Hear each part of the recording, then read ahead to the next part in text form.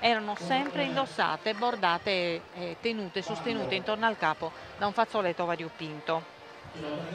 Già inquadrato il gruppo folk di Azzara che si esibisce adesso con Saddanza. All'organetto ci sarà Totò Chessa, uno dei gruppi attesi soprattutto per molto anche per il ballo.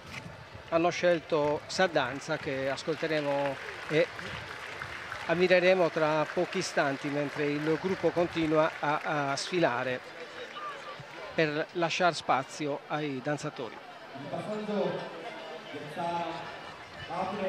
Del gruppo di Azzara non si può non mettere in evidenza la magnificenza del corpetto femminile con la manica ricamata a motivi geometrici e zoomorfi con colori vivacissimi e straordinari, e la benda, una benda composita perfettamente inamidata che contorna il capo sovrapponendosi a un fazzoletto in lanetta colorata. Le bende bianche sono per la quotidianità ma anche per gli usi festivi e di gala, le bende via via di colore più scuro con un fazzoletto scuro al di sotto per le occasioni di mezzolutto e di lutto stretto.